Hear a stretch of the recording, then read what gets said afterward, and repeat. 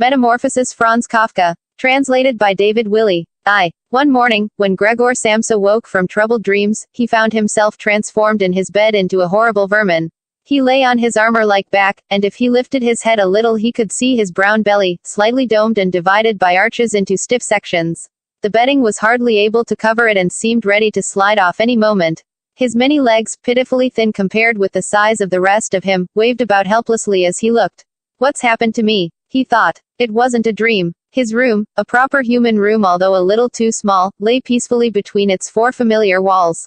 A collection of textile samples lay spread out on the table. Samsa was a traveling salesman, and above it there hung a picture that he had recently cut out of an illustrated magazine and housed in a nice, gilded frame. It showed a lady fitted out with a fur hat and fur boa who sat upright, raising a heavy fur muff that covered the whole of her lower arm towards the viewer. Gregor then turned to look out the window at the dull weather. Drops of rain could be heard hitting the pane, which made him feel quite sad. How about if I sleep a little bit longer and forget all this nonsense, he thought, but that was something he was unable to do because he was used to sleeping on his right, and in his present state couldn't get into that position. However hard he threw himself onto his right, he always rolled back to where he was. He must have tried it 100 times, shut his eyes so that he wouldn't have to look at the floundering legs, and only stopped when he began to feel a mild, dull pain there that he had never felt before. Oh, God, he thought, what a strenuous career it is that I've chosen. Traveling day in and day out.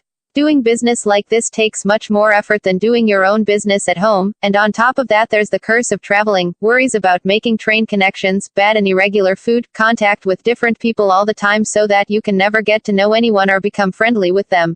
It can all go to hell. He felt a slight itch up on his belly, pushed himself slowly up on his back towards the headboard so that he could lift his head better, found where the itch was, and saw that it was covered with lots of little white spots which he didn't know what to make of, and when he tried to feel the place with one of his legs he drew it quickly back because as soon as he touched it he was overcome by a cold shudder.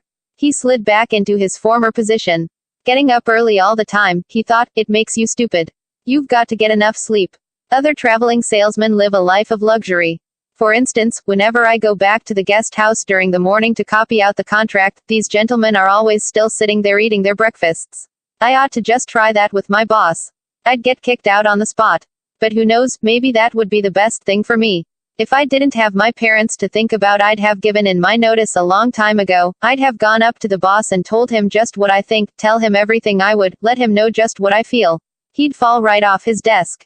And it's a funny sort of business to be sitting up there at your desk, talking down at your subordinates from up there, especially when you have to go right up close because the boss is hard of hearing. Well, there's still some hope. Once I've got the money together to pay off my parents' debt to him, another 5 or 6 years I suppose, that's definitely what I'll do. That's when I'll make the big change. First of all though, I've got to get up, my train leaves at 5. And he looked over at the alarm clock ticking on the chest of drawers. God in heaven, he thought. It was 6:30 and the hands were quietly moving forwards. It was even later than 6:30, more like 7:15. Had the alarm clock not rung? He could see from the bed that it had been set for 4 o'clock as it should have been. It certainly must have rung. Yes, but was it possible to quietly sleep through that furniture rattling noise? True, he had not slept peacefully, but probably all the more deeply because of that. What should he do now? The next train went at 7, if he were to catch that he would have to rush like mad and the collection of samples was still not packed, and he did not at all feel particularly fresh and lively.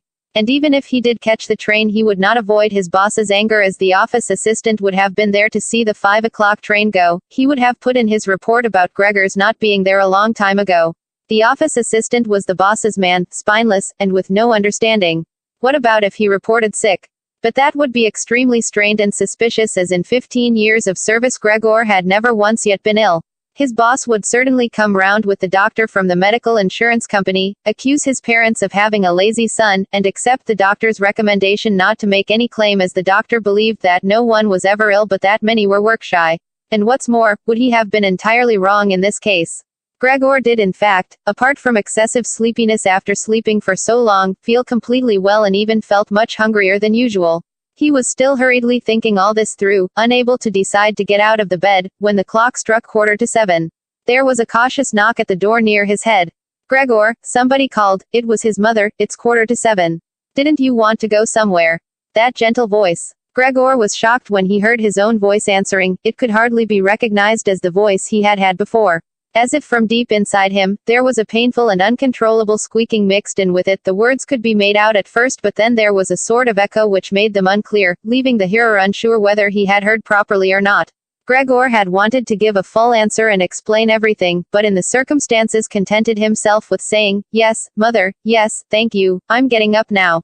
The change in Gregor's voice probably could not be noticed outside through the wooden door, as his mother was satisfied with this explanation and shuffled away.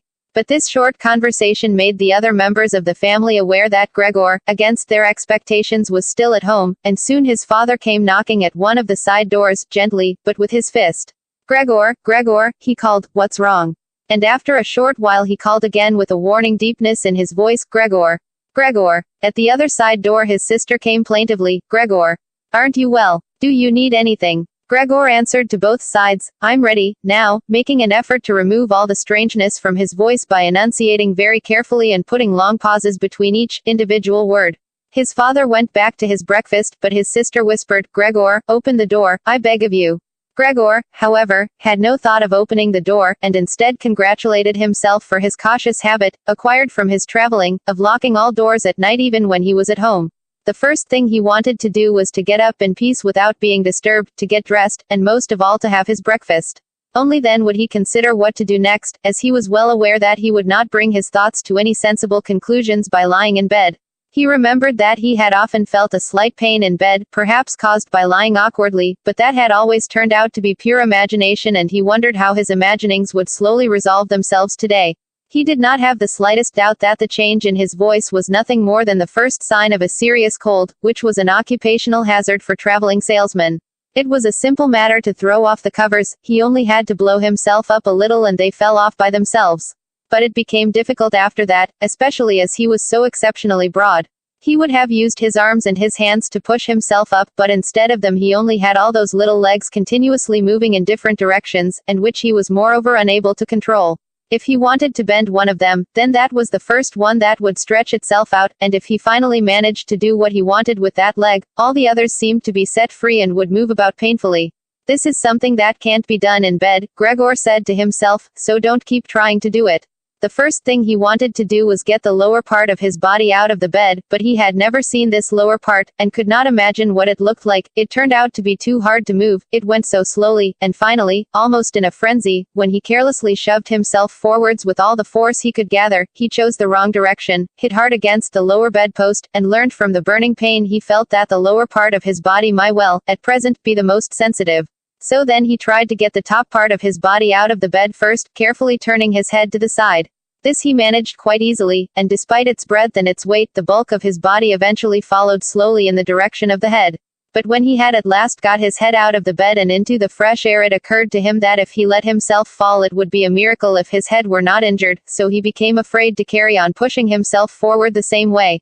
And he could not knock himself out now at any price, better to stay in bed than lose consciousness. It took just as much effort to get back to where he had been earlier, but when he lay there sighing, and was once more watching his legs as they struggled against each other even harder than before, if that was possible, he could think of no way of bringing peace and order to this chaos. He told himself once more that it was not possible for him to stay in bed, and that the most sensible thing to do would be to get free of it in whatever way he could, at whatever sacrifice. At the same time, though, he did not forget to remind himself that calm consideration was much better than rushing to desperate conclusions. At times like this he would direct his eyes to the window and look out as clearly as he could, but unfortunately, even the other side of the narrow street was enveloped in morning fog, and the view had little confidence or cheer to offer him. 7 o'clock, already, he said to himself when the clock struck again, 7 o'clock, and there's still a fog like this. And he lay there quietly a while longer, breathing lightly as if he perhaps expected the total stillness to bring things back to their real and natural state.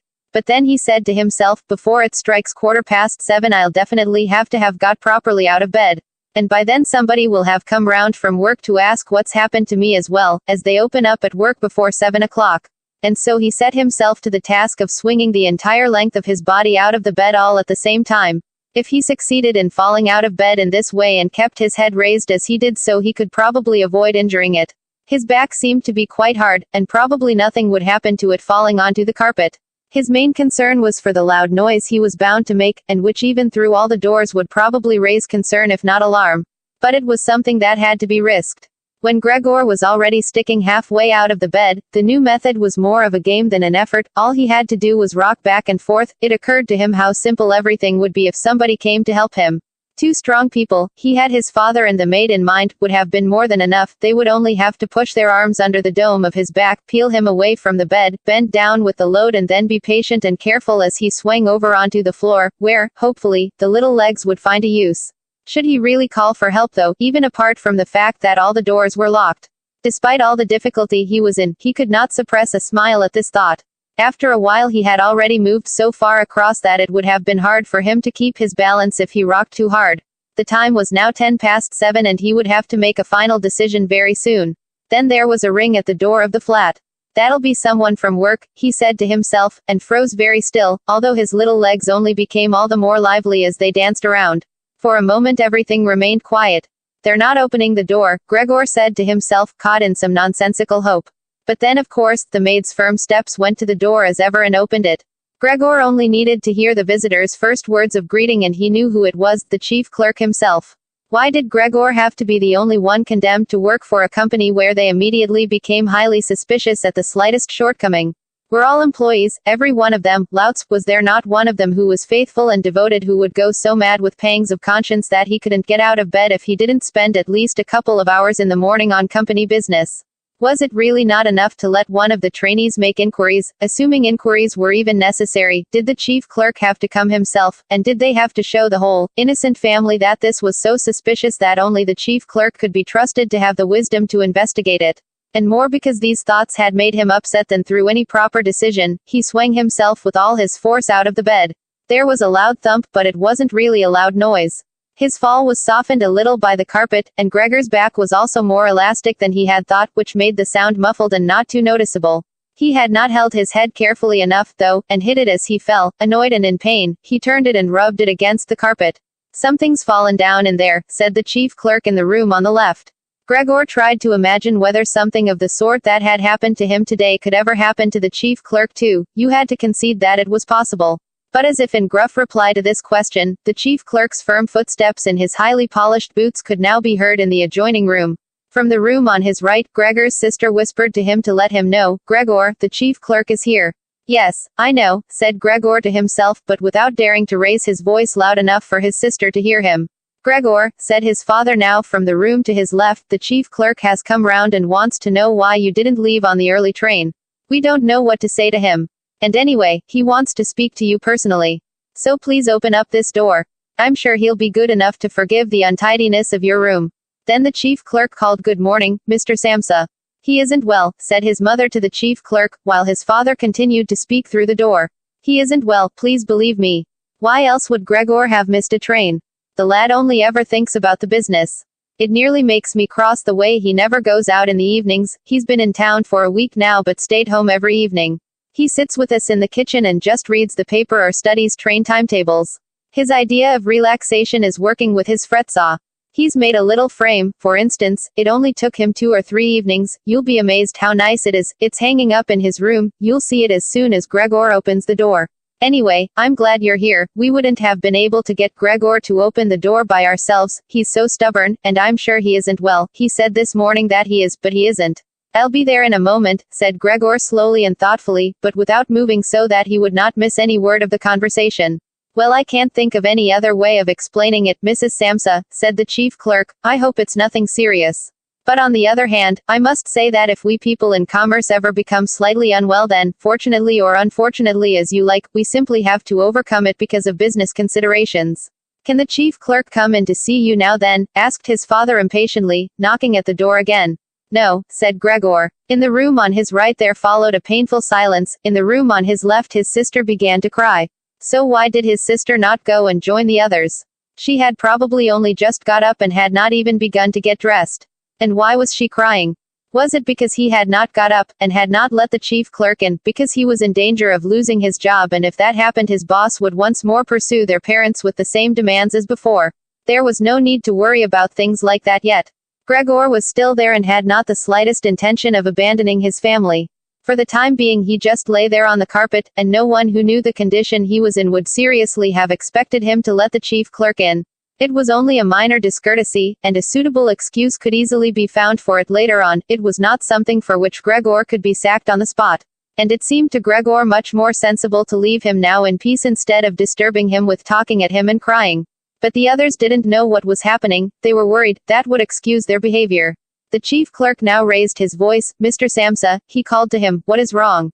You barricade yourself in your room, give us no more than yes or no for an answer, you are causing serious and unnecessary concern to your parents and you fail, and I mention this just by the way, you fail to carry out your business duties in a way that is quite unheard of. I'm speaking here on behalf of your parents and of your employer, and really must request a clear and immediate explanation. I am astonished, quite astonished. I thought I knew you as a calm and sensible person, and now you suddenly seem to be showing off with peculiar whims.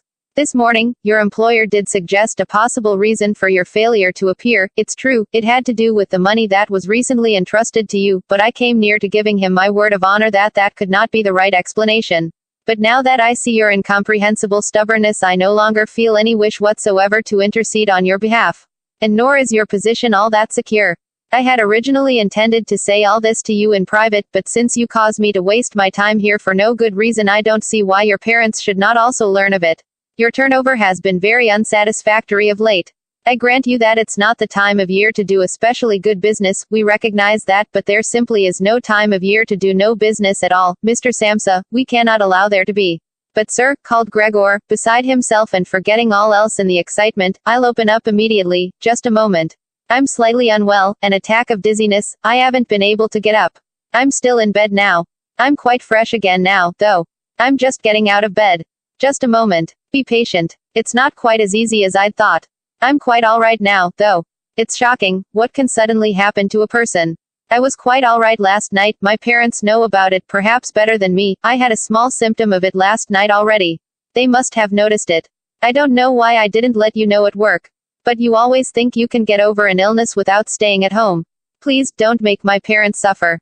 There's no basis for any of the accusations you're making, nobody's ever said a word to me about any of these things. Maybe you haven't read the latest contracts I sent in. I'll set off with the 8 o'clock train, as well, these few hours of rest have given me strength. You don't need to wait, sir. I'll be in the office soon after you, and please be so good as to tell that to the boss and recommend me to him. And while Gregor gushed out these words, hardly knowing what he was saying, he made his way over to the chest of drawers. This was easily done, probably because of the practice he had already had in bed, where he now tried to get himself upright. He really did want to open the door, really did want to let them see him and to speak with the chief clerk. The others were being so insistent, and he was curious to learn what they would say when they caught sight of him. If they were shocked, then it would no longer be Gregor's responsibility and he could rest. If, however, they took everything calmly, he would still have no reason to be upset, and if he hurried, he really could be at the station for 8 o'clock.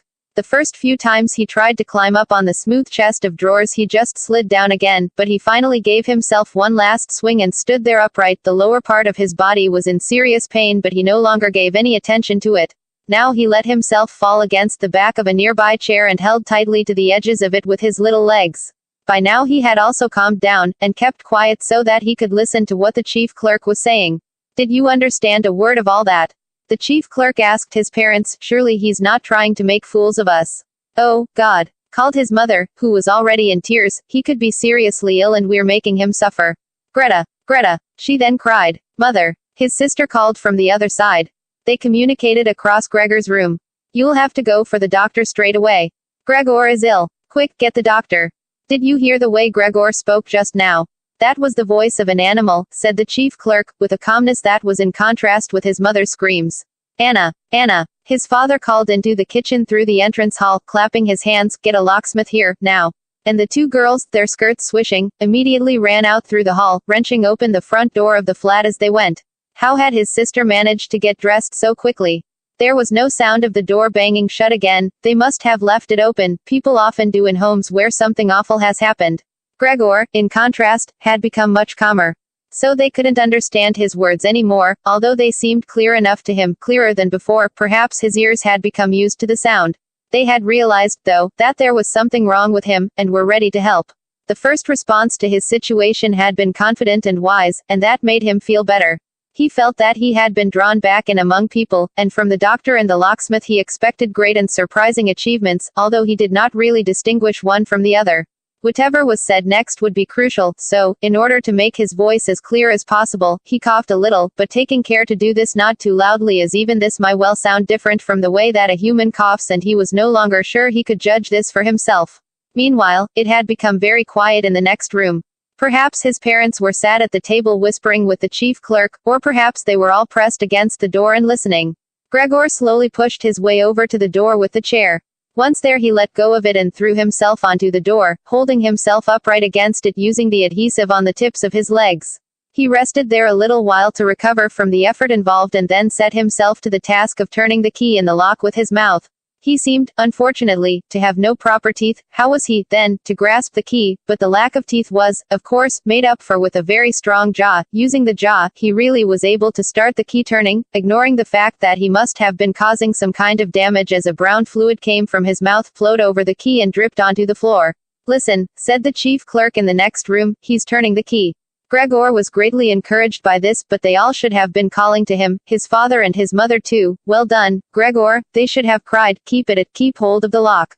And with the idea that they were all excitedly following his efforts, he bit on the key with all his strength, paying no attention to the pain he was causing himself.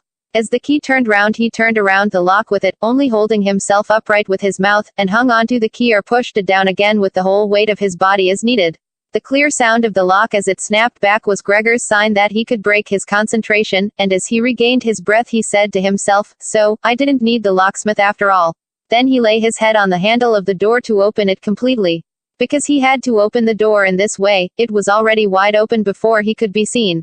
He had first to slowly turn himself around one of the double doors, and he had to do it very carefully if he did not want to fall flat on his back before entering the room.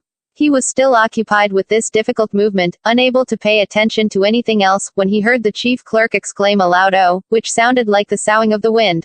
Now he also saw him. He was the nearest to the door, his hand pressed against his open mouth and slowly retreating as if driven by a steady and invisible force.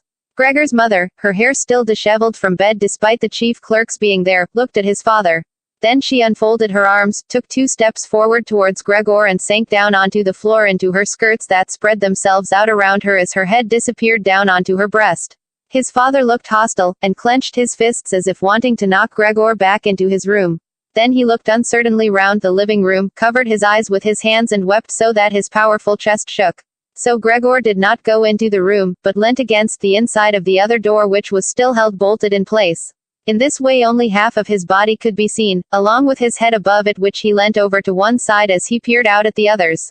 Meanwhile the day had become much lighter. Part of the endless, grey-black building on the other side of the street, which was a hospital, could be seen quite clearly with the austere and regular line of windows piercing its facade. The rain was still falling, now throwing down large, individual droplets which hit the ground one at a time. The washing up from breakfast lay on the table. There was so much of it because, for Gregor's father, breakfast was the most important meal of the day and he would stretch it out for several hours as he sat reading a number of different newspapers.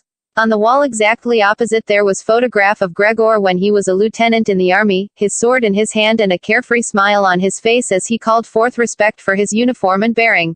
The door to the entrance hall was open and as the front door of the flat was also open he could see onto the landing and the stairs where they began their way down below. "Now, then," said Gregor, well aware that he was the only one to have kept calm, "I'll get dressed straight away now, pack up my samples and set off. Will you please just let me leave?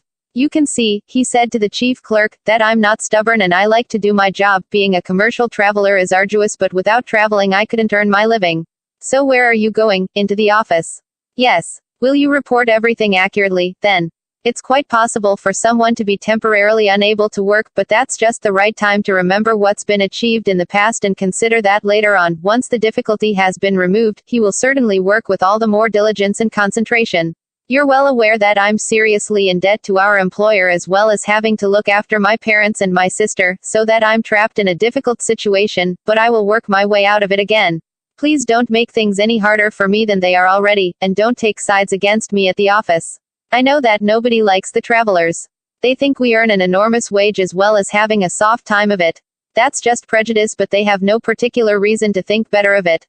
But you, sir, you have a better overview than the rest of the staff. In fact, if I can say this in confidence, a better overview than the boss himself. It's very easy for a businessman like him to make mistakes about his employees and judge them more harshly than he should.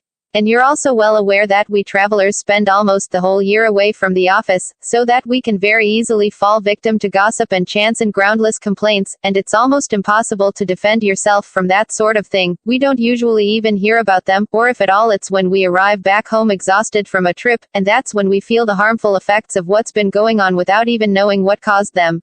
Please, don't go away, at least first say something to show that you grant that I'm at least partly right.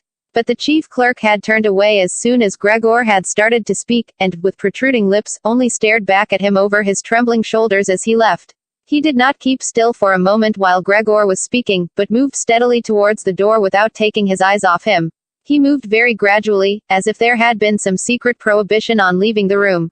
It was only when he had reached the entrance hall that he made a sudden movement, drew his foot from the living room, and rushed forward in a panic. In the hall, he stretched his right hand far out towards the stairway as if out there were some supernatural force waiting to save him.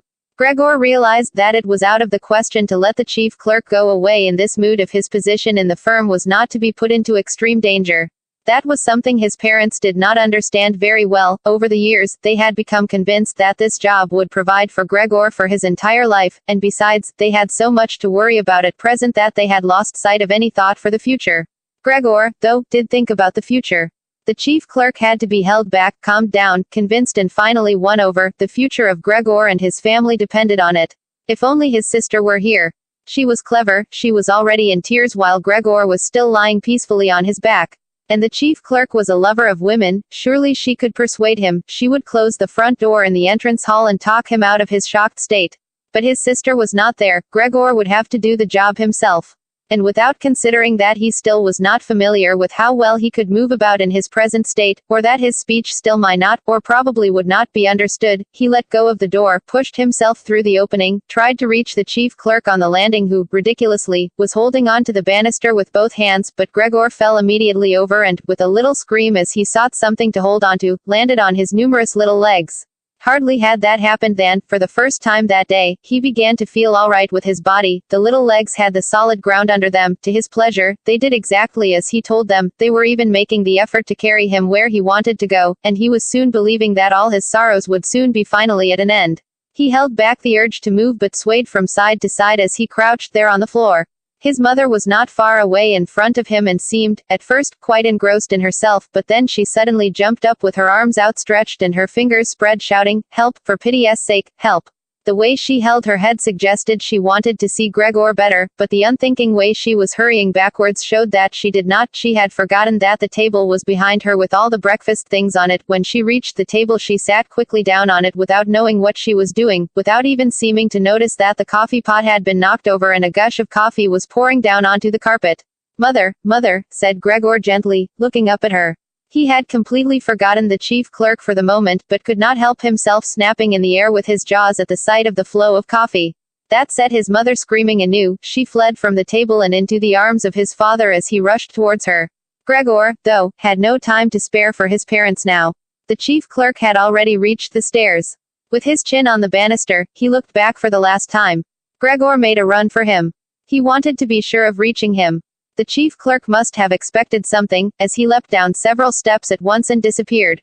His shouts resounding all around the staircase. The flight of the chief clerk seemed, unfortunately, to put Gregor's father into a panic as well. Until then he had been relatively self-controlled, but now, instead of running after the chief clerk himself, or at least not impeding Gregor as he ran after him, Gregor's father seized the chief clerk's stick in his right hand. The chief clerk had left it behind on a chair, along with his hat and overcoat, picked up a large newspaper from the table with his left, and used them to drive Gregor back into his room, stamping his foot at him as he went. Gregor's appeals to his father were of no help. His appeals were simply not understood. However much he humbly turned his head, his father merely stamped his foot all the harder. Across the room, despite the chilly weather, Gregor's mother had pulled open a window, leant far out of it and pressed her hands to her face. A strong draft of air flew in from the street towards the stairway, the curtains flew up, the newspapers on the table fluttered and some of them were blown onto the floor. Nothing would stop Gregor's father as he drove him back, making hissing noises at him like a wild man. Gregor had never had any practice in moving backwards and was only able to go very slowly. If Gregor had only been allowed to turn round, he would have been back in his room straight away, but he was afraid that if he took the time to do that his father would become impatient, and there was the threat of a lethal blow to his back or head from the stick in his father's hand any moment. Eventually, though, Gregor realized that he had no choice as he saw, to his disgust, that he was quite incapable of going backwards in a straight line. So he began, as quickly as possible and with frequent anxious glances at his father, to turn himself round. It went very slowly, but perhaps his father was able to see his good intentions as he did nothing to hinder him. In fact, now and then he used the tip of his stick to give directions from a distance as to which way to turn. If only his father would stop that unbearable hissing. It was making Gregor quite confused. When he had nearly finished turning round, still listening to that hissing, he made a mistake and turned himself back a little the way he had just come. He was pleased when he finally had his head in front of the doorway, but then saw that it was too narrow, and his body was too broad to get through it without further difficulty. In his present mood, it obviously did not occur to his father to open the other of the double doors so that Gregor would have enough space to get through. He was merely fixed on the idea that Gregor should be got back into his room as quickly as possible. Nor would he ever have allowed Gregor the time to get himself upright as preparation for getting through the doorway. What he did, making more noise than ever, was to drive Gregor forwards all the harder as if there had been nothing in the way. It sounded to Gregor as if there was now more than one father behind him. It was not a pleasant experience, and Gregor pushed himself into the doorway without regard for what might happen. One side of his body lifted itself, he lay at an angle in the doorway, one flank scraped on the white door and was painfully injured, leaving vile brown flecks on it. Soon he was stuck fast and would not have been able to move at all by himself. The little legs along one side hung quivering in the air while those on the other side were pressed painfully against the ground. Then his father gave him a hefty shove from behind which released him from where he was held and sent him flying, and heavily bleeding, deep into his room. The door was slammed shut with a stick. Then, finally, all was quiet. 2. It was not until it was getting dark that evening that Gregor awoke from his deep and coma-like sleep. He would have woken soon afterwards anyway even if he hadn't been disturbed, as he had had enough sleep and felt fully rested. But he had the impression that some hurried steps and the sound of the door leading into the front room being carefully shut had woken him. The light from the electric street lamps shone palely here and there onto the ceiling and tops of the furniture, but down below, where Gregor was, it was dark. He pushed himself over to the door, feeling his way clumsily with his antennae, of which he was now beginning to learn the value, in order to see what had been happening there. The whole of his left side seemed like one painfully stretched scar, and he limped badly on his 2 rows of legs. One of the legs had been badly injured in the events of that morning. It was nearly a miracle that only one of them had been, and dragged along lifelessly.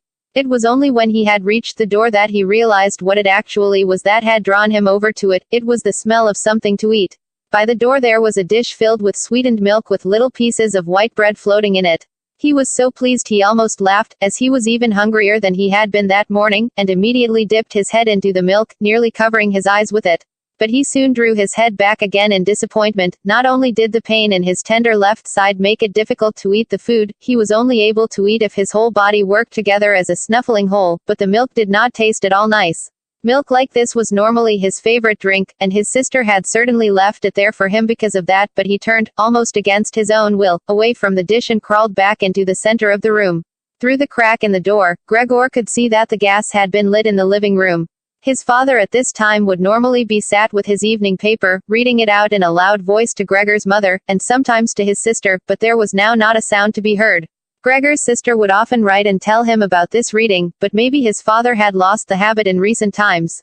It was so quiet all around too, even though there must have been somebody in the flat. What a quiet life it is the family lead, said Gregor to himself, and, gazing into the darkness, felt a great pride that he was able to provide a life like that in such a nice home for his sister and parents. But what now, if all this peace and wealth and comfort should come to a horrible and frightening end? That was something that Gregor did not want to think about too much, so he started to move about, crawling up and down the room.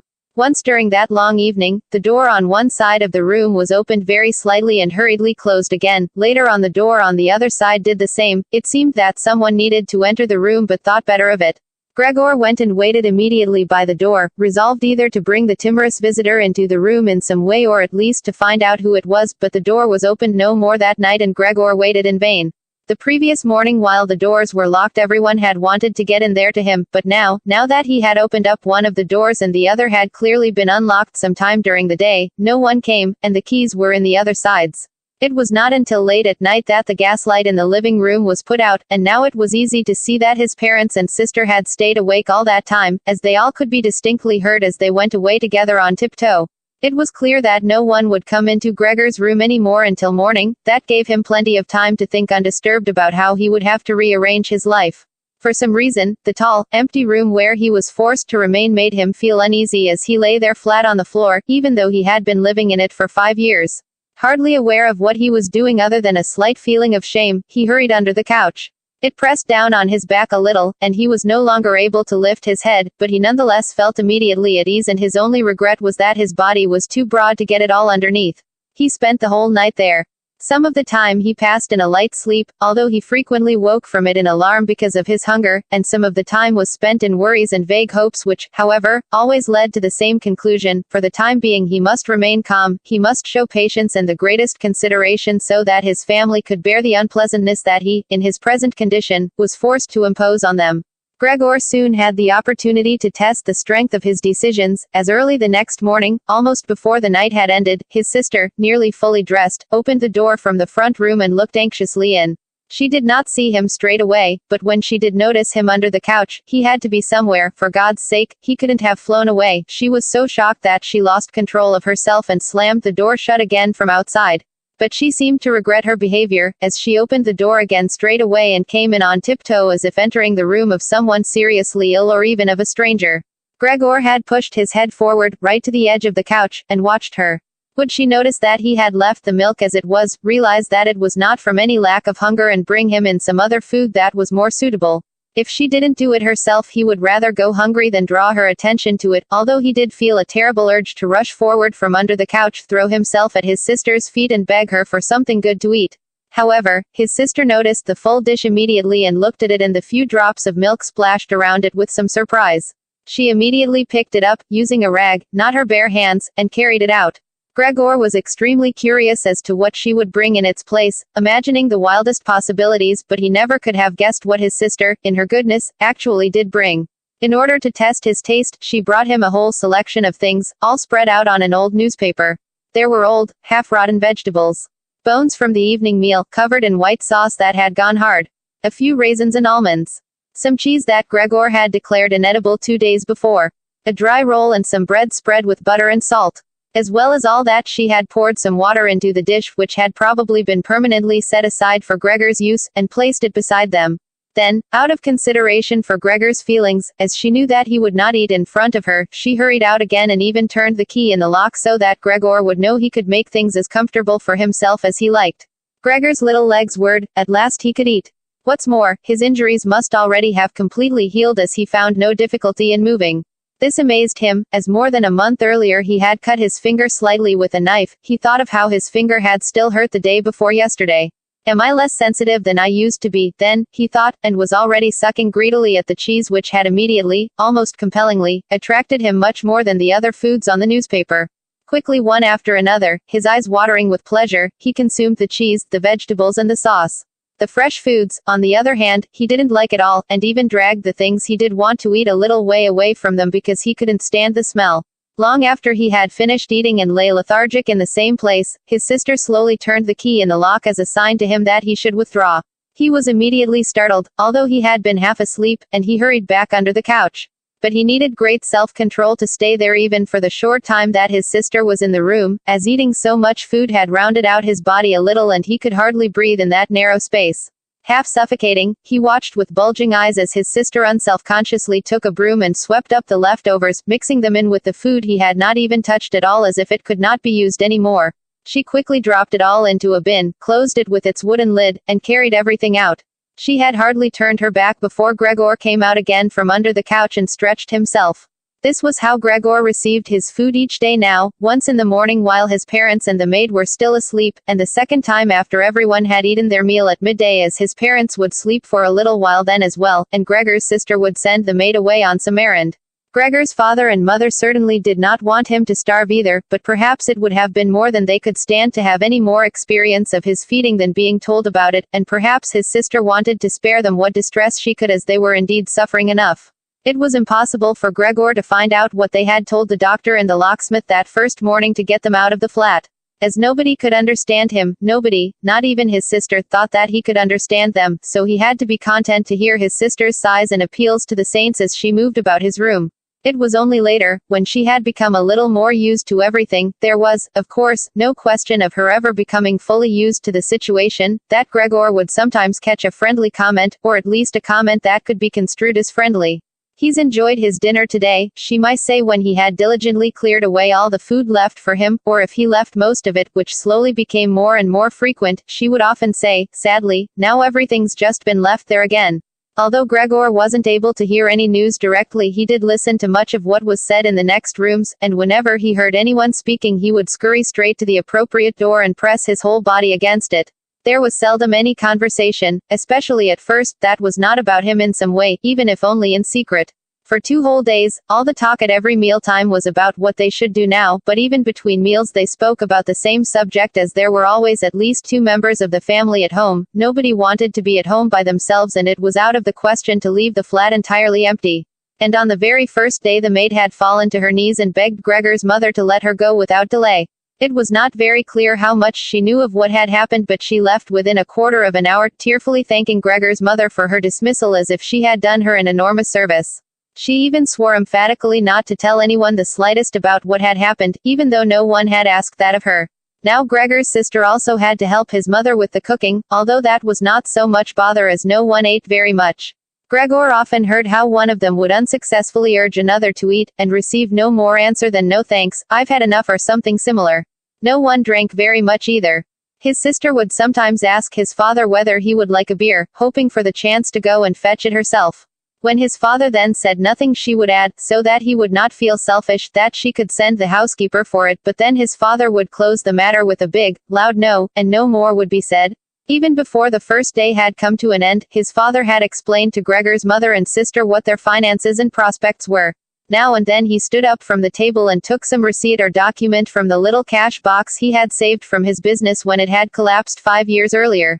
Gregor heard how he opened the complicated lock and then closed it again after he had taken the item he wanted. What he heard his father say was some of the first good news that Gregor heard since he had first been incarcerated in his room.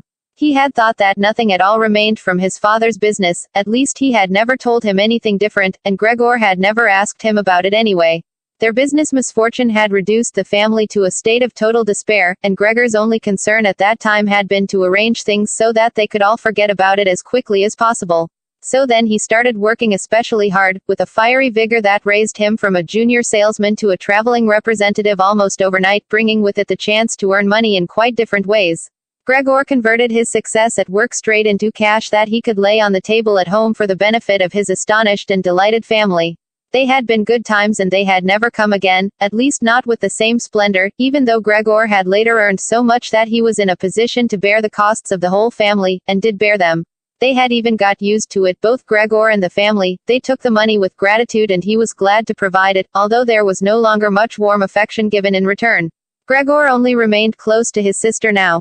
Unlike him, she was very fond of music and a gifted and expressive violinist. It was his secret plan to send her to the conservatory next year, even though it would cause great expense that would have to be made up for in some other way.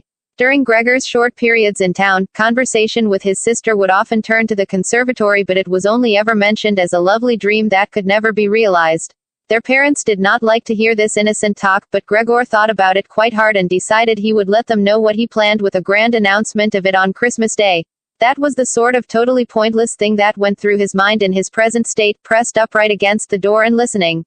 There were times when he simply became too tired to continue listening, when his head would fall wearily against the door and he would pull it up again with a start, as even the slightest noise he caused would be heard next door and they would all go silent. "What's that he's doing now?" his father would say after a while, clearly having gone over to the door, and only then would the interrupted conversation slowly be taken up again. When explaining things, his father repeated himself several times, partly because it was a long time since he had been occupied with these matters himself and partly because Gregor's mother did not understand everything the first time. From these repeated explanations Gregor learned, to his pleasure, that despite all their misfortunes there was still some money available from the old days. It was not a lot, but it had not been touched in the meantime and some interest had accumulated. Besides that, they had not been using up all the money that Gregor had been bringing home every month, keeping only a little for himself, so that too, had been accumulating. Behind the door, Gregor nodded with enthusiasm in his pleasure at this unexpected thrift and caution. He could actually have used this surplus money to reduce his father's debt to his boss, and the day when he could have freed himself from that job would have come much closer, but now it was certainly better the way his father had done things. This money, however, was certainly not enough to enable the family to live off the interest. It was enough to maintain them for, perhaps, 1 or 2 years, no more. That's to say, it was money that should not really be touched but set aside for emergencies. Money to live on had to be earned. His father was healthy but old, and lacking in self-confidence. During the 5 years that he had not been working, the first holiday in a life that had been full of strain and no success, he had put on a lot of weight and become very slow and clumsy. Would Gregor's elderly mother now have to go and earn money? She suffered from asthma and it was a strain for her just to move about the home. Every other day would be spent struggling for breath on the sofa by the open window. Would his sister have to go and earn money? She was still a child of 17, her life up till then had been very enviable, consisting of wearing nice clothes, sleeping late, helping out in the business, joining in with a few modest pleasures and most of all playing the violin. Whenever they began to talk of the need to earn money, Gregor would always first let go of the door and then throw himself onto the cool, leather sofa next to it, as he became quite hot with shame and regret. He would often lie there the whole night through, not sleeping a wink but scratching at the leather for hours on end. Or he might go to all the effort of pushing a chair to the window, climbing up onto the sill and, propped up in the chair, leaning on the window to stare out of it. He had used to feel a great sense of freedom from doing this, but doing it now was obviously something more remembered than experienced, as what he actually saw in this way was becoming less distinct every day, even things that were quite near. He had used to curse the ever-present view of the hospital across the street, but now he could not see it at all, and if he had not known that he lived in Charlottenstrasse, which was a quiet street despite being in the middle of the city, he could have thought that he was looking out the window at a barren waste where the gray sky and the gray earth mingled inseparably. His observant sister only needed to notice the chair twice before she would always push it back to its exact position by the window after she had tidied up the room, and even left the inner pane of the window open from then on. If Gregor had only been able to speak to his sister and thank her for all that she had to do for him, it would have been easier for him to bear it, but as it was, it caused him pain. His sister, naturally, tried as far as possible to pretend there was nothing burdensome about it, and the longer it went on, of course, the better she was able to do so, but as time went by Gregor was also able to see through it all so much better. It had even become very unpleasant for him, now, whenever she entered the room. No sooner had she come in than she would quickly close the door as a precaution so that no one would have to suffer the view into Gregor's room, then she would go straight to the window and pull it hurriedly open almost as if she were suffocating. Even if it was cold, she would stay at the window breathing deeply for a little while. She would alarm Gregor twice a day with this running about and noise making. He would stay under the couch shivering the whole while, knowing full well that she would certainly have liked to spare him this ordeal, but it was impossible for her to be in the same room with him with the windows closed. One day, about a month after Gregor's transformation, when his sister no longer had any particular reason to be shocked at his appearance, she came into the room a little earlier than usual and found him still staring out the window, motionless, and just where he would be most horrible. In itself, his sister's not coming into the room would have been no surprise for Gregor, as it would have been difficult for her to immediately open the window while he was still there, but not only did she not come in, she went straight back and closed the door behind her. A stranger would have thought he had threatened her and tried to bite her.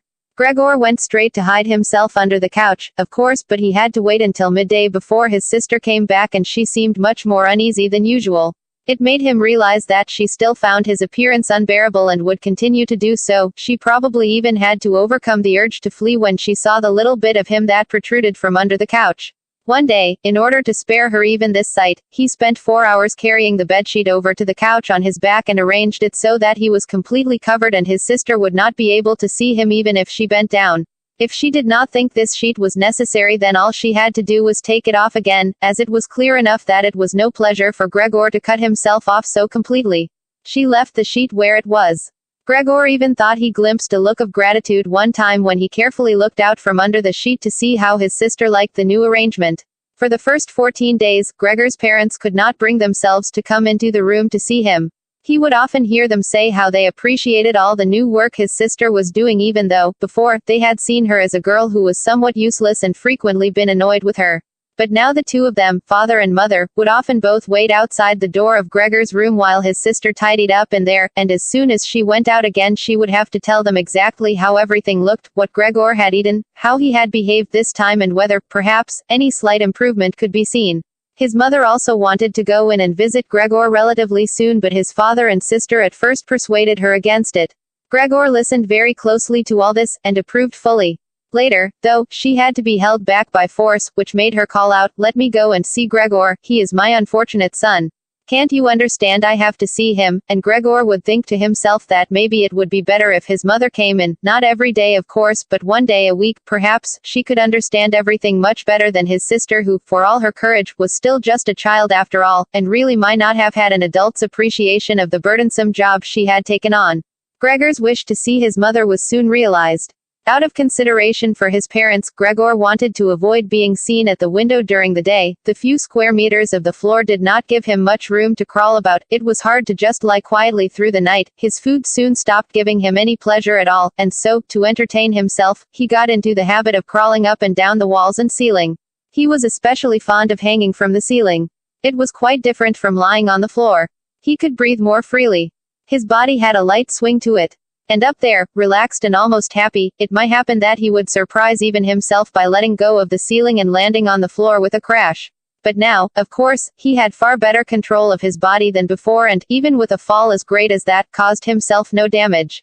Very soon his sister noticed Gregor's new way of entertaining himself. He had, after all, left traces of the adhesive from his feet as he crawled about, and got it into her head to make it as easy as possible for him by removing the furniture that got in his way, especially the chest of drawers and the desk. Now, this was not something that she would be able to do by herself. She did not dare to ask for help from her father. The 16-year-old maid had carried on bravely since the cook had left, but she certainly would not have helped in this. She had even asked to be allowed to keep the kitchen locked at all times and never to have to open the door unless it was especially important. So his sister had no choice but to choose some time when Gregor's father was not there and fetch his mother to help her. As she approached the room, Gregor could hear his mother express her joy, but once at the door she went silent. First, of course, his sister came in and looked round to see that everything in the room was all right. And only then did she let her mother enter. Gregor had hurriedly pulled the sheet down lower over the couch and put more folds into it so that everything really looked as if it had just been thrown down by chance. Gregor also refrained, this time, from spying out from under the sheet. He gave up the chance to see his mother until later and was simply glad that she had come. "You can come in, he can't be seen," said his sister, obviously leading her in by the hand.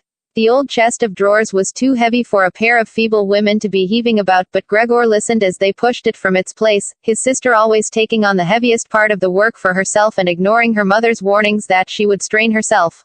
This lasted a very long time.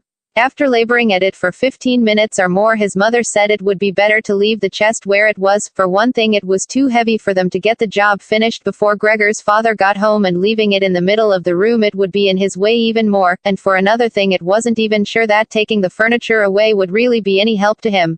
She thought just the opposite. The sight of the bare walls saddened her right to her heart. And why wouldn't Gregor feel the same way about it? He'd been used to this furniture in his room for a long time, and it would make him feel abandoned to be in an empty room like that. Then, quietly, almost whispering as if wanting Gregor, whose whereabouts she did not know, to hear not even the tone of her voice, as she was convinced that he did not understand her words, she added, "And by taking the furniture away, won't it seem like we're showing that we've given up all hope of improvement and we're abandoning him to cope for himself? I think it'd be best to leave the room exactly the way it was before, so that when Gregor comes back to us again he'll find everything unchanged and he'll be able to forget the time in between all the easier."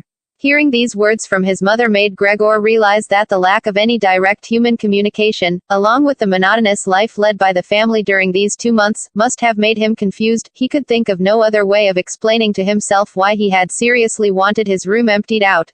Had he really wanted to transform his room into a cave, a warm room fitted out with the nice furniture he had inherited? That would have let him crawl around unimpeded in any direction, but it would also have let him quickly forget his past when he had still been human. He had come very close to forgetting, and it had only been the voice of his mother, unheard for so long, that had shaken him out of it. Nothing should be removed, everything had to stay. He could not do without the good influence the furniture had on his condition, and if the furniture made it difficult for him to crawl about mindlessly, that was not a loss but a great advantage. His sister, unfortunately, did not agree. She had become used to the idea, not without reason, that she was Gregor's spokesman to his parents about the things that concerned him. This meant that his mother's advice now was sufficient reason for her to insist on removing not only the chest of drawers and the desk, as she had thought at first, but all the furniture apart from the all-important couch. It was more than childish perversity, of course, or the unexpected confidence she had recently acquired, that made her insist. She had indeed noticed that Gregor needed a lot of room to crawl about in, whereas the furniture, as far as anyone could see, was of no use to him at all. Girls of that age, though, do become enthusiastic about things and feel they must get their way whenever they can. Perhaps this was what tempted Greta to make Gregor's situation seem even more shocking than it was, so that she could do even more for him. Greta would probably be the only one who would dare enter a room dominated by Gregor crawling about the bare walls by himself. So she refused to let her mother dissuade her. Gregor's mother already looked uneasy in his room. She soon stopped speaking and helped Gregor's sister to get the chest of drawers out with what strength she had. The chest of drawers was something that Gregor could do without if he had to, but the writing desk had to stay. Hardly had the two women pushed the chest of drawers, groaning, out of the room than Gregor poked his head out from under the couch to see what he could do about it.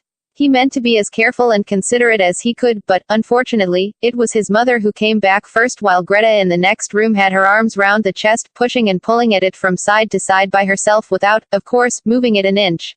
His mother was not used to the sight of Gregor. He might have made her ill, so Gregor hurried backwards to the far end of the couch. In his startlement, though, he was not able to prevent the sheet at its front from moving a little. It was enough to attract his mother's attention. She stood very still, remained there a moment, and then went back out to Greta. Gregor kept trying to assure himself that nothing unusual was happening. It was just a few pieces of furniture being moved after all, but he soon had to admit that the women going to and fro, their little calls to each other, the scraping of the furniture on the floor, all these things made him feel as if he were being assailed from all sides.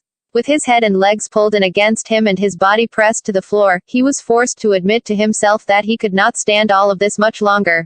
They were emptying his room out, taking away everything that was dear to him. They had already taken out the chest containing his fret saw and other tools. Now they threatened to remove the writing desk with its place clearly worn into the floor, the desk where he had done his homework as a business trainee, at high school, even while he had been at infant school. He really could not wait any longer to see whether the two women's intentions were good.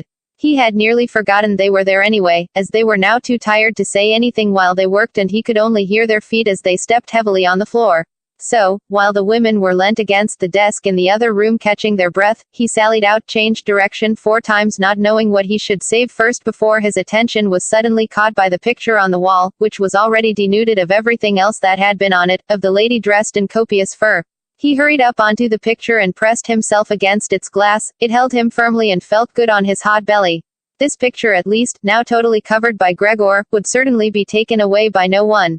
He turned his head to face the door into the living room so that he could watch the women when they came back.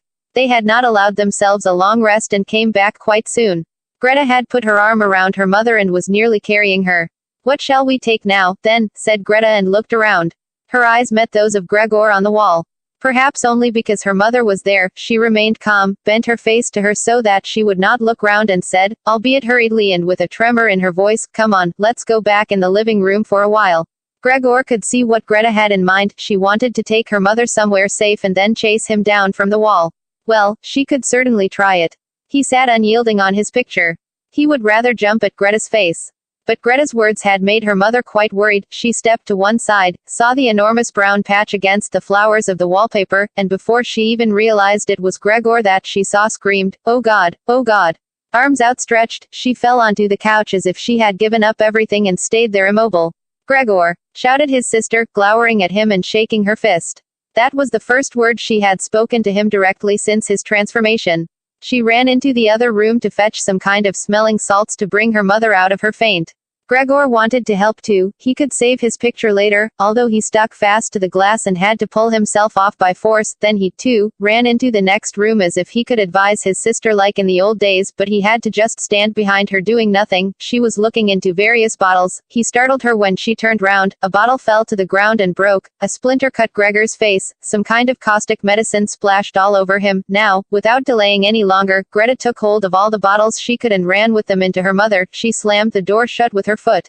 So now Gregor was shut out from his mother, who, because of him, might be near to death. He could not open the door if he did not want to chase his sister away, and she had to stay with his mother. There was nothing for him to do but wait, and, oppressed with anxiety and self-reproach, he began to crawl about. He crawled over everything, walls, furniture, ceiling, and finally in his confusion as the whole room began to spin around him he fell down into the middle of the dinner table. He lay there for a while, numb and immobile. All around him it was quiet. Maybe that was a good sign. Then there was someone at the door. The maid, of course, had locked herself in her kitchen so that Greta would have to go and answer it. His father had arrived home. "What's happened?" were his first words. Greta's appearance must have made everything clear to him. She answered him with subdued voice, and openly pressed her face into his chest. "Mother's fainted, but she's better now." Gregor got out. "Just as I expected," said his father, "just as I always said, but you women wouldn't listen, would you?" It was clear to Gregor that Greta had not said enough and that his father took it to mean that something bad had happened, that he was responsible for some act of violence. That meant Gregor would now have to try to calm his father, as he did not have the time to explain things to him even if that had been possible. So he fled to the door of his room and pressed himself against it so that his father, when he came in from the hall, could see straight away that Gregor had the best intentions and would go back into his room without delay, that it would not be necessary to drive him back but that they had only to open the door and he would disappear. His father, though, was not in the mood to notice subtleties like that. "Ah!" he shouted as he came in, sounding as if he were both angry and glad at the same time. Gregor drew his head back from the door and lifted it towards his father. He really had not imagined his father the way he stood there now.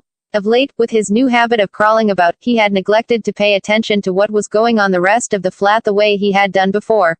He really ought to have expected things to have changed, but still, was that really his father?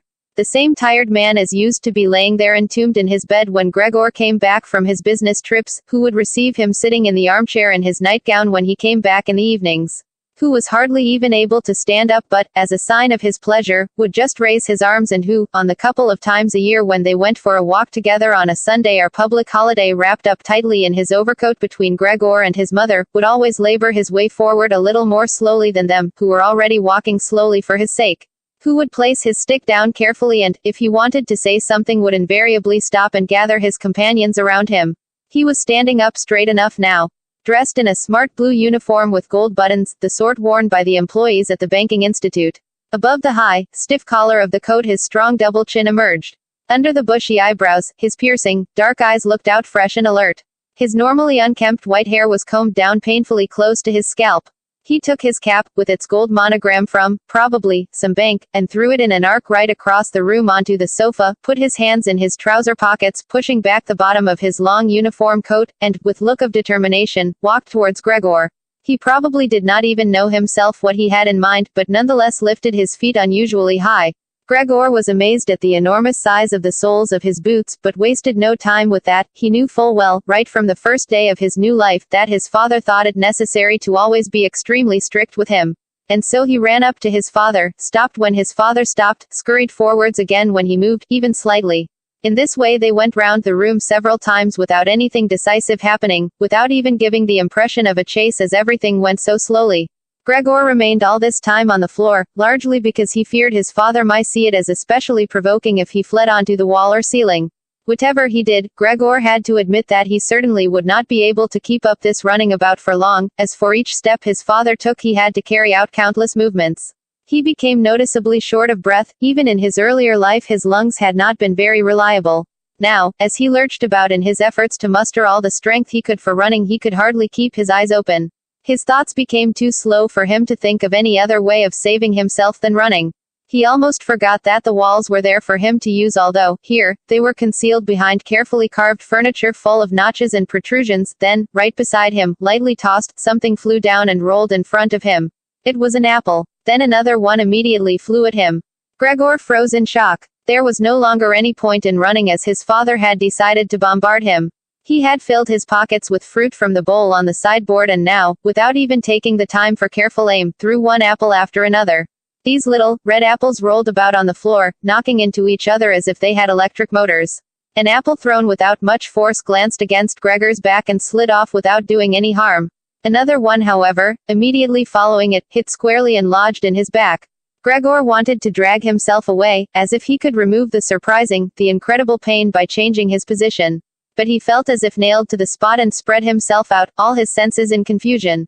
The last thing he saw was the door of his room being pulled open. His sister was screaming. His mother ran out in front of her in her blouse, as his sister had taken off some of her clothes after she had fainted to make it easier for her to breathe. She ran to his father, her skirts unfastened and sliding one after another to the ground. Stumbling over the skirts, she pushed herself to his father, her arms around him, uniting herself with him totally. Now Gregor lost his ability to see anything, her hands behind his father's head begging him to spare Gregor's life. 3. No one dared to remove the apple lodged in Gregor's flesh, so it remained there as a visible reminder of his injury. He had suffered it there for more than a month, and his condition seemed serious enough to remind even his father that Gregor, despite his current sad and revolting form, was a family member who could not be treated as an enemy. On the contrary, as a family there was a duty to swallow any revulsion for him and to be patient, just to be patient. Because of his injuries, Gregor had lost much of his mobility, probably permanently. He had been reduced to the condition of an ancient invalid, and it took him long minutes to crawl across his room. Crawling over the ceiling was out of the question, but this deterioration in his condition was fully, in his opinion, made up for by the door to the living room being left open every evening. He got into the habit of closely watching it for 1 or 2 hours before it was opened, and then, lying in the darkness of his room where he could not be seen from the living room, he could watch the family in the light of the dinner table and listen to their conversation, with everyone's permission, in a way, and thus quite differently from before. They no longer held the lively conversations of earlier times, of course, the ones that Gregor always thought about with longing when he was tired and getting into the damp bed in some small hotel room. All of them were usually very quiet nowadays.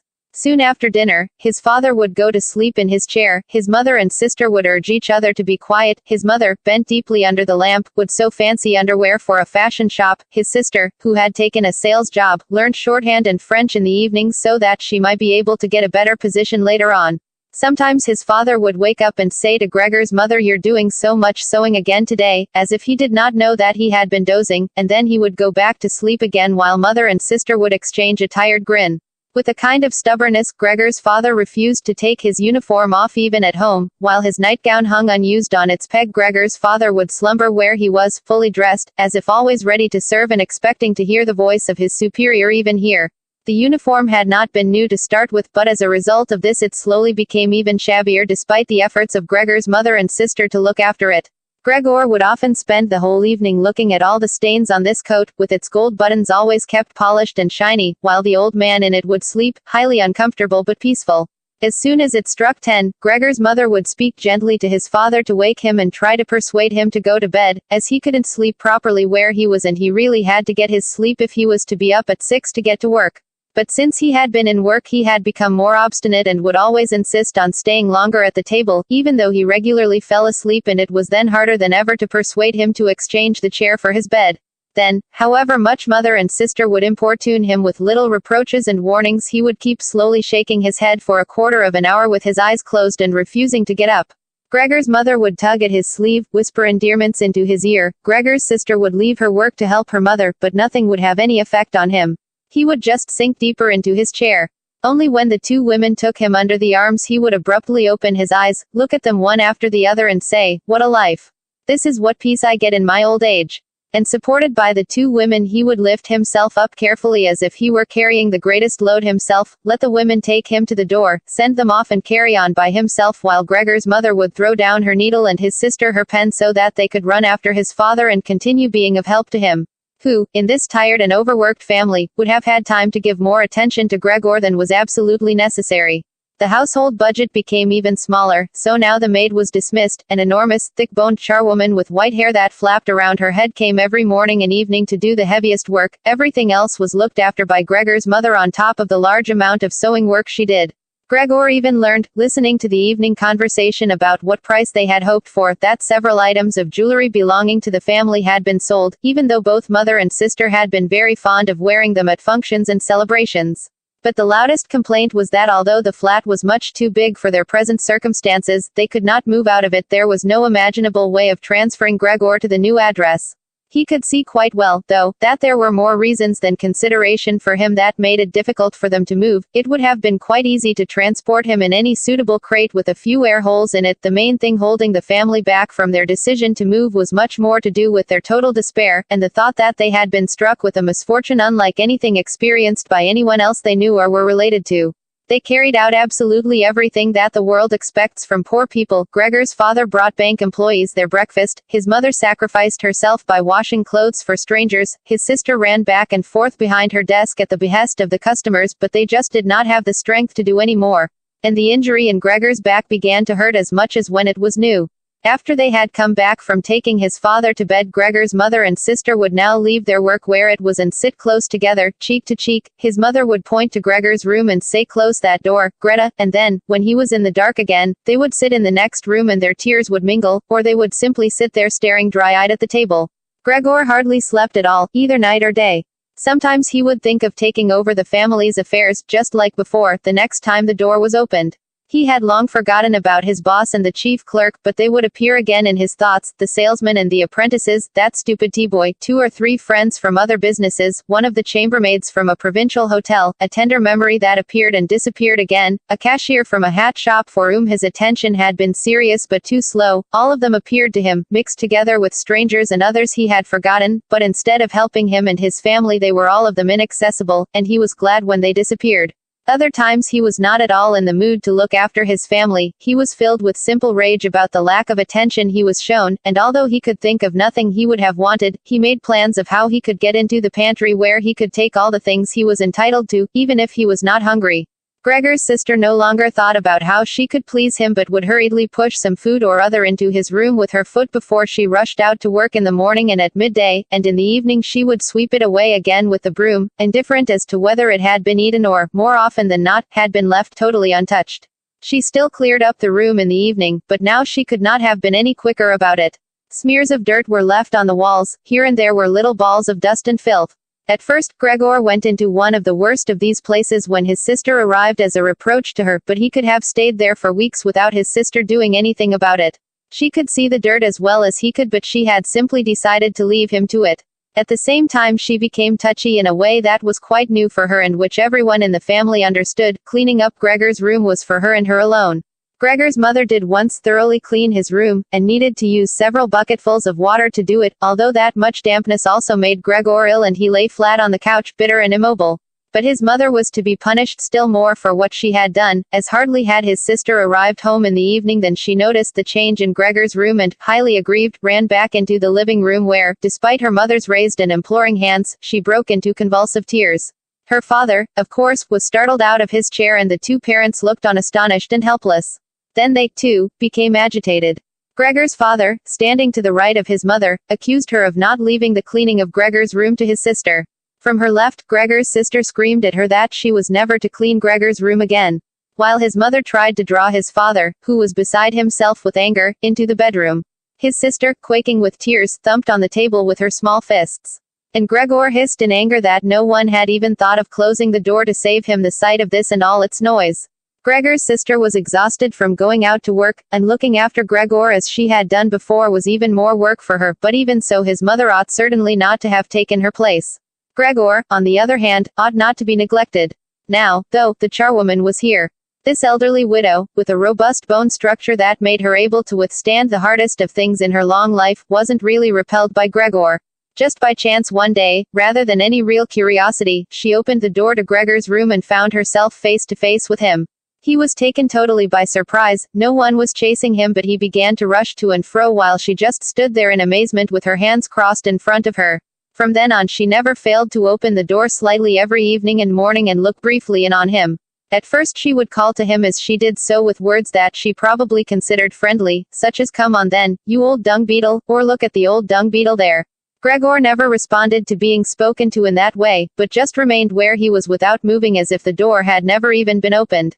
If only they had told this charwoman to clean up his room every day instead of letting her disturb him for no reason whenever she felt like it. One day, early in the morning while a heavy rain struck the window panes, perhaps indicating that spring was coming, she began to speak to him in that way once again. Gregor was so resentful of it that he started to move toward her. He was slow and infirm, but it was like a kind of attack. Instead of being afraid, the charwoman just lifted up one of the chairs from near the door and stood there with her mouth open, clearly intending not to close her mouth until the chair in her hand had been slammed down into Gregor's back. "Aren't you coming any closer, then?" she asked when Gregor turned round again, and she calmly put the chair back in the corner. Gregor had almost entirely stopped eating. Only if he happened to find himself next to the food that had been prepared for him, he might take some of it into his mouth to play with it, leave it there a few hours and then, more often than not, spit it out again. At first he thought it was distress at the state of his room that stopped him eating, but he had soon got used to the changes made there. They had got into the habit of putting things into this room that they had no room for anywhere else, and there were now many such things as one of the rooms in the flat had been rented out to 3 gentlemen. These earnest gentlemen, all 3 of them had full beards, as Gregor learned peering through the crack in the door one day, were painfully insistent on things being tidy. This meant not only in their own room but, since they had taken a room in this establishment, in the entire flat and especially in the kitchen. Unnecessary clutter was something they could not tolerate, especially if it was dirty. They had moreover brought most of their own furnishings and equipment with them. For this reason, many things had become superfluous which, although they could not be sold, the family did not wish to discard. All these things found their way into Gregor's room. The dustbins from the kitchen found their way in there too. The charwoman was always in a hurry, and anything she couldn't use for the time being she would just chuck in there. He, fortunately, would usually see no more than the object and the hand that held it. The woman most likely meant to fetch the things back out again when she had time and the opportunity, or to throw everything out in one go, but what actually happened was that they were left where they landed when they had first been thrown unless Gregor made his way through the junk and moved it somewhere else. At first he moved it because, with no other room free where he could crawl about, he was forced to, but later on he came to enjoy it, although moving about in that way left him sad and tired to death, and he would remain immobile for hours afterwards. The gentleman who rented the room would sometimes take their evening meal at home in the living room that was used by everyone, and so the door to this room was often kept closed in the evening. But Gregor found it easy to give up having the door open. He had, after all, often failed to make use of it when it was open and, without the family having noticed it, lain in his room in its darkest corner. One time, though, the charwoman left the door to the living room slightly open, and it remained open when the gentleman who rented the room came in the evening and the light was put on. They sat up at the table where, formerly, Gregor had taken his meals with his father and mother. They unfolded the serviettes and picked up their knives and forks. Gregor's mother immediately appeared in the doorway with a dish of meat, and soon behind her came his sister with a dish piled high with potatoes. The food was steaming, and filled the room with its smell. The gentlemen bent over the dishes set in front of them as if they wanted to test the food before eating it, and the gentleman in the middle, who seemed to count as an authority for the other 2, did indeed cut off a piece of meat while it was still in its dish, clearly wishing to establish whether it was sufficiently cooked or whether it should be sent back to the kitchen. It was to his satisfaction, and Gregor's mother and sister, who had been looking on anxiously, began to breathe again and smiled. The family themselves ate in the kitchen. Nonetheless, Gregor's father came into the living room before he went into the kitchen, bowed once with his cap in his hand and did his round of the table. The gentlemen stood as one, and mumbled something into their beards. Then, once they were alone, they ate in near perfect silence. It seemed remarkable to Gregor that above all the various noises of eating their chewing teeth could still be heard, as if they had wanted to show Gregor that you need teeth in order to eat, and it was not possible to perform anything with jaws that are toothless however nice they might be. "I'd like to eat something," said Gregor anxiously, "but not anything like they're eating. They do feed themselves. And here I am, dying." Throughout all this time, Gregor could not remember having heard the violin being played, but this evening it began to be heard from the kitchen. The 3 gentlemen had already finished their meal. The one in the middle had produced a newspaper, given a page to each of the others, and now they leant back in their chairs reading them and smoking. When the violin began playing they became attentive, stood up and went on tiptoe over to the door of the hallway where they stood pressed against each other. Someone must have heard them in the kitchen, as Gregor's father called out, "Is the playing perhaps unpleasant for the gentlemen? We can stop it straight away." "On the contrary," said the middle gentleman, "would the young lady not like to come in and play for us here in the room, where it is, after all, much more cozy and comfortable?" "Oh yes, we'd love to," called back Gregor's father as if he had been the violin player himself. The gentleman stepped back into the room and waited. Gregor's father soon appeared with the music stand, his mother with the music and his sister with the violin.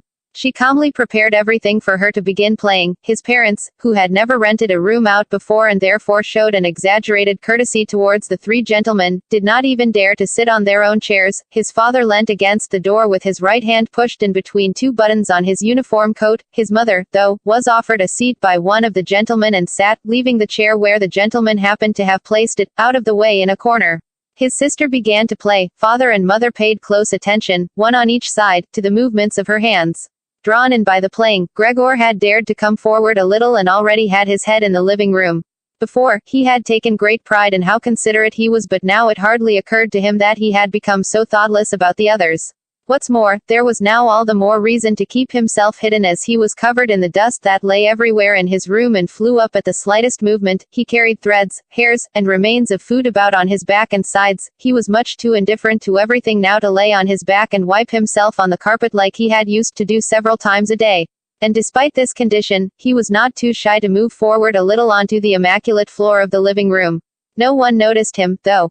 The family was totally preoccupied with the violin playing. At first, the three gentlemen had put their hands in their pockets and come up far too close behind the music stand to look at all the notes being played, and they must have disturbed Gregor's sister, but soon, in contrast with the family, they withdrew back to the window with their heads sunk and talking to each other at half volume, and they stayed by the window while Gregor's father observed them anxiously.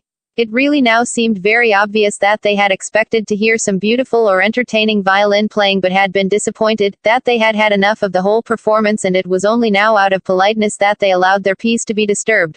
It was especially unnerving, the way they all blew the smoke from their cigarettes upwards from their mouth and noses. Yet Gregor's sister was playing so beautifully.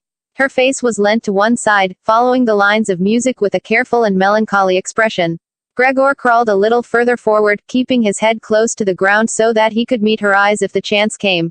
Was he an animal if music could captivate him so? It seemed to him that he was being shown the way to the unknown nourishment he had been yearning for. He was determined to make his way forward to his sister and tug at her skirt to show her she might come into his room with her violin, as no one appreciated her playing here as much as he would. He never wanted to let her out of his room, not while he lived. Anyway, his shocking appearance should, for once, be of some use to him. He wanted to be at every door of his room at once to hiss and spit at the attackers. His sister should not be forced to stay with him, though, but stay of her own free will. She would sit beside him on the couch with her ear bent down to him while he told her how he had always intended to send her to the conservatory, how he would have told everyone about it last Christmas, had Christmas really come and gone already, if this misfortune hadn't got in the way, and refused to let anyone dissuade him from it. On hearing all this, his sister would break out in tears of emotion, and Gregor would climb up to her shoulder and kiss her neck, which, since she had been going out to work, she had kept free without any necklace or collar. "Mr. Samsa," shouted the middle gentleman to Gregor's father, pointing, without wasting any more words, with his forefinger at Gregor as he slowly moved forward. The violin went silent. The middle of the three gentlemen first smiled at his two friends, shaking his head, and then looked back at Gregor. His father seemed to think it more important to calm the three gentlemen before driving Gregor out, even though they were not at all upset and seemed to think Gregor was more entertaining than the violin playing had been. He rushed up to them with his arms spread out and attempted to drive them back into their room at the same time as trying to block their view of Gregor with his body. Now they did become a little annoyed, and it was not clear whether it was his father's behavior that annoyed them or the dawning realization that they had had a neighbor like Gregor in the next room without knowing it. They asked Gregor's father for explanations, raised their arms like he had, tugged excitedly at their beards and moved back towards their room only very slowly. Meanwhile Gregor's sister had overcome the despair she had fallen into when her playing was suddenly interrupted. She had let her hands drop and let violin and bow hang limply for a while but continued to look at the music as if still playing, but then she suddenly pulled herself together, lay the instrument on her mother's lap who still sat laboriously struggling for breath where she was, and ran into the next room which, under pressure from her father, the three gentlemen were more quickly moving toward. Under his sister's experienced hand, the pillows and covers on the beds flew up and were put into order, and she had already finished making the beds and slipped out again before the three gentlemen had reached the room. Gregor's father seemed so obsessed with what he was doing that he forgot all the respect he owed to his tenants. He urged them and pressed them until, when he was already at the door of the room, the middle of the three gentlemen shouted like thunder and stamped his foot and thereby brought Gregor's father to a halt. "I declare here and now," he said, raising his hand and glancing at Gregor's mother and sister to gain their attention too, "that with regard to the repugnant conditions that prevail in this flat and with this family," here he looked briefly but decisively at the floor, "I give immediate notice on my room. For the days that I have been living here I will, of course, pay nothing at all. On the contrary, I will consider whether to proceed with some kind of action for damages from you, and believe me, it would be very easy to set out the grounds for such an action." He was silent and looked straight ahead as if waiting for something. And indeed, his two friends joined in with the words, "And we also give immediate notice." With that, he took hold of the door handle and slammed the door. Gregor's father staggered back to his seat, feeling his way with his hands, and fell into it. It looked as if he was stretching himself out for his usual evening nap, but from the uncontrolled way his head kept nodding it could be seen that he was not sleeping at all. Throughout all this, Gregor had lain still where the three gentlemen had first seen him. His disappointment at the failure of his plan, and perhaps also because he was weak from hunger, made it impossible for him to move. He was sure that everyone would turn on him any moment, and he waited. He was not even startled out of this state when the violin on his mother's lap fell from her trembling fingers and landed loudly on the floor. "Father, mother," said his sister, hitting the table with her hand as introduction, "we can't carry on like this. Maybe you can't see it, but I can. I don't want to call this monster my brother. All I can say is, we have to try and get rid of it. We've done all that's humanly possible to look after it and be patient. I don't think anyone could accuse us of doing anything wrong." "She's absolutely right," said Gregor's father to himself. His mother, who still had not had time to catch her breath, began to cough dully, her hand held out in front of her and a deranged expression in her eyes. Gregor's sister rushed to his mother and put her hand on her forehead. Her words seemed to give Gregor's father some more definite ideas. He sat upright, played with his uniform cap between the plates left by the three gentlemen after their meal, and occasionally looked down at Gregor as he lay there immobile. "We have to try and get rid of it," said Gregor's sister, now speaking only to her father, as her mother was too occupied with coughing to listen. "It'll be the death of both of you, I can see it coming. We can't all work as hard as we have to and then come home to be tortured like this. We can't endure it. I can't endure it any more." And she broke out so heavily in tears that they flowed down the face of her mother, and she wiped them away with mechanical hand movements. "My child," said her father with sympathy and obvious understanding, "what are we to do?" His sister just shrugged her shoulders as a sign of the helplessness and tears that had taken hold of her, displacing her earlier certainty. "If he could just understand us," said his father almost as a question. His sister shook her hand vigorously through her tears as a sign that of that there was no question. "If he could just understand us," repeated Gregor's father, closing his eyes in acceptance of his sister's certainty that that was quite impossible, "then perhaps we could come to some kind of arrangement with him. But as it is, it's got to go," shouted his sister. "That's the only way, father. You've got to get rid of the idea that that's Gregor. We've only harmed ourselves by believing it for so long. How can that be Gregor?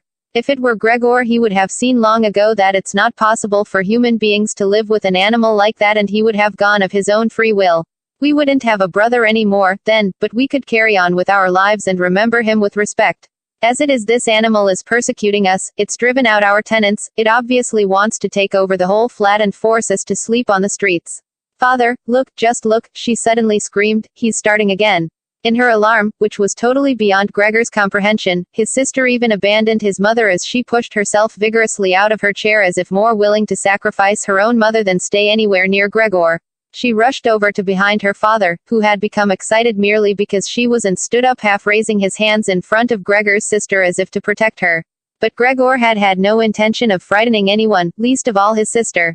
All he had done was begin to turn round so that he could go back into his room, although that was in itself quite startling, as his pain-racked condition meant that turning round required a great deal of effort, and he was using his head to help himself do it, repeatedly raising it and striking it against the floor. He stopped and looked round. They seemed to have realized his good intention and had only been alarmed briefly. Now they all looked at him in unhappy silence. His mother lay in her chair with her legs stretched out and pressed against each other, her eyes nearly closed with exhaustion. His sister sat next to his father with her arms around his neck. "Maybe now they'll let me turn round," thought Gregor, and went back to work. He could not help panting loudly with the effort and had sometimes to stop and take a rest. No one was making him rush any more, everything was left up to him. As soon as he had finally finished turning round, he began to move straight ahead. He was amazed at the great distance that separated him from his room, and could not understand how he had covered that distance in his weak state a little while before and almost without noticing it. He concentrated on crawling as fast as he could and hardly noticed that there was not a word, not any cry, from his family to distract him. He did not turn his head until he had reached the doorway. He did not turn it all the way round as he felt his neck becoming stiff, but it was nonetheless enough to see that nothing behind him had changed, only his sister had stood up. With his last glance he saw that his mother had now fallen completely asleep. He was hardly inside his room before the door was hurriedly shut, bolted and locked. The sudden noise behind Gregor so startled him that his little legs collapsed under him. It was his sister who had been in so much of a rush. She had been standing there waiting and sprung forward lightly. Gregor had not heard her coming at all, and as she turned the key in the lock she said loudly to her parents at last. "What now, then?" Gregor asked himself as he looked round in the darkness. He soon made the discovery that he could no longer move at all. This was no surprise to him, it seemed rather that being able to actually move around on those spindly little legs until then was unnatural. He also felt relatively comfortable. It is true that his entire body was aching, but the pain seemed to be slowly getting weaker and would finally disappear altogether.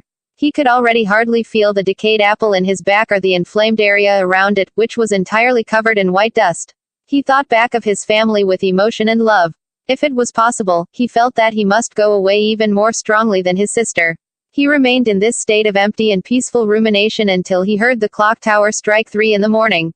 He watched as it slowly began to get light everywhere outside the window too. Then, without his willing it, his head sank down completely, and his last breath flowed weakly from his nostrils. When the cleaner came in early in the morning, they'd often asked her not to keep slamming the doors, but with her strength and in her hurry she still did, so that everyone in the flat knew when she'd arrived, and from then on it was impossible to sleep in peace. She made her usual brief look in on Gregor and at first found nothing special. She thought he was laying there so still on purpose, playing the martyr. She attributed all possible understanding to him. She happened to be holding the long broom in her hand, so she tried to tickle Gregor with it from the doorway. When she had no success with that, she tried to make a nuisance of herself and poked at him a little, and only when she found she could shove him across the floor with no resistance at all did she start to pay attention. She soon realized what had really happened, opened her eyes wide, whistled to herself, but did not waste time to yank open the bedroom doors and shout loudly into the darkness of the bedrooms, "Come and Avenue a look at this, it's dead, just lying there, stone dead." Mr. and Mrs. Samsa sat upright there in their marriage bed and had to make an effort to get over the shock caused by the cleaner before they could grasp what she was saying. But then, each from his own side, they hurried out of bed. Mr. Samsa threw the blanket over his shoulders, Mrs. Samsa just came out in her nightdress, and that is how they went into Gregor's room.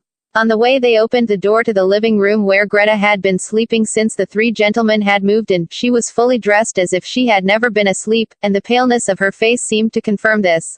"Dead?" asked Mrs. Samsa, looking at the charwoman enquiringly, even though she could have checked for herself and could have known it even without checking.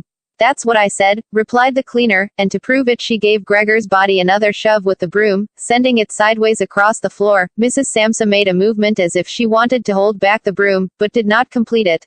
"Now then," said Mr. Samsa, "let's give thanks to God for that." He crossed himself, and the 3 women followed his example. Greta, who had not taken her eyes from the corpse, said, "Just look how thin he was. He didn't eat anything for so long. The food came out again just the same as when it went in." Gregor's body was indeed completely dried up and flat. They had not seen it until then, but now he was not lifted up on his little legs, nor did he do anything to make them look away. "Greta, come with us in here for a little while," said Mrs. Samsa with a pained smile, and Greta followed her parents into the bedroom, but not without looking back at the body. The cleaner shut the door and opened the window wide. Although it was still early in the morning, the fresh air had something of warmth mixed in with it. It was already the end of March, after all. The 3 gentlemen stepped out of their room and looked round in amazement for their breakfasts. They had been forgotten about. "Where is our breakfast?" the middle gentleman asked the cleaner irritably. She just put her finger on her lips and made a quick and silent sign to the men that they might like to come into Gregor's room. They did so, and stood around Gregor's corpse with their hands in the pockets of their well-worn coats. It was now quite light in the room. Then the door of the bedroom opened and Mr. Samsa appeared in his uniform with his wife on one arm and his daughter on the other. All of them had been crying a little. Greta now and then pressed her face against her father's arm.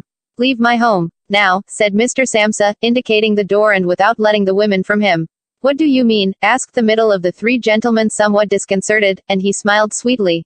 The other 2 held their hands behind their backs and continually rubbed them together in gleeful anticipation of a loud quarrel which could only end in their favor.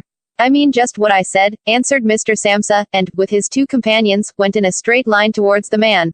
At first, he stood there still, looking at the ground as if the contents of his head were rearranging themselves into new positions. All right, we'll go then, he said, and looked up at Mr. Samsa as if he had been suddenly overcome with humility and wanted permission again from Mr. Samsa for his decision. Mr. Samsa merely opened his eyes wide and briefly nodded to him several times. At that, and without delay, the man actually did take long strides into the front hallway. His two friends had stopped rubbing their hands some time before and had been listening to what was being said. Now they jumped off after their friend as if taken with a sudden fear that Mr. Samsa might go into the hallway in front of them and break the connection with their leader. Once there, all three took their hats from the stand, took their sticks from the holder, bowed without a word and left the premises. Mr. Samsa and the two women followed them out onto the landing, but they had had no reason to mistrust the men's intentions, and as they leaned over the landing they saw how the three gentlemen made slow but steady progress down the many steps. As they turned the corner on each floor they disappeared and would reappear a few moments later. The further down they went, the more that the Samsa family lost interest in them, when a butcher's boy, proud of posture with his tray on his head, passed them on his way up and came nearer than they were. Mr. Samsa and the women came away from the landing and went, as if relieved, back into the flat. They decided the best way to make use of that day was for relaxation and to go for a walk. Not only had they earned a break from work but they were in serious need of it. So they sat at the table and wrote 3 letters of excusal, Mr. Samsa to his employers, Mrs. Samsa to her contractor and Greta to her principal. The cleaner came in while they were writing to tell them she was going. She'd finished her work for that morning. The 3 of them at first just nodded without looking up from what they were writing, and it was only when the cleaner still did not seem to want to leave that they looked up in irritation. Well? Asked Mr. Samsa. The charwoman stood in the doorway with a smile on her face as if she had some tremendous good news to report, but would only do it if she was clearly asked to. The almost vertical little ostrich feather on her hat, which had been a source of irritation to Mr. Samsa all the time she had been working for them, swayed gently in all directions. What is it you want then? Asked Mrs. Samsa, whom the cleaner had the most respect for. Yes, she answered, and broke into a friendly laugh that made her unable to speak straight away. Well then, that thing in there, you needn't worry about how you're going to get rid of it. That's all been sorted out. Mrs. Samsa and Greta bent down over their letters as if intent on continuing with what they were writing. Mr. Samsa saw that the cleaner wanted to start describing everything in detail, but, with outstretched hand, he made it quite clear that she was not to. So, as she was prevented from telling them all about it, she suddenly remembered what a hurry she was in and, clearly peeved, called out cheerio then. Everyone turned round sharply and left, slamming the door terribly as she went. Tonight she gets sacked, said Mr. Samsa, but he received no reply from either his wife or his daughter as the charwoman seemed to have destroyed the peace they had only just gained. They got up and went over to the window where they remained with their arms around each other. Mr. Samsa twisted round in his chair to look at them and sat there watching for a while. Then he called out, "Come here, then. Let's forget about all that old stuff, shall we? Come and give me a bit of attention." The 2 women immediately did as he said, hurrying over to him where they kissed him and hugged him, and then they quickly finished their letters. After that, the 3 of them left the flat together, which was something they had not done for months, and took the tram out to the open country outside the town. They had the tram, filled with warm sunshine, all to themselves. Leant back comfortably on their seats, they discussed their prospects and found that on closer examination they were not at all bad. Until then they had never asked each other about their work, but all 3 had jobs which were very good and held particularly good promise for the future. The greatest improvement for the time being, of course, would be achieved quite easily by moving house. What they needed now was a flat that was smaller and cheaper than the current one which had been chosen by Gregor, one that was in a better location and, most of all, more practical. All the time, Greta was becoming livelier. With all the worry they had been having of late, her cheeks had become pale, but, while they were talking, Mr. and Mrs. Samsa were struck, almost simultaneously, with the thought of how their daughter was blossoming into a well-built and beautiful young lady. They became quieter. Just from each other's glance and almost without knowing it, they agreed that it would soon be time to find a good man for her. And, as if in confirmation of their new dreams and good intentions, as soon as they reached their destination Greta was the first to get up and stretch out her young body.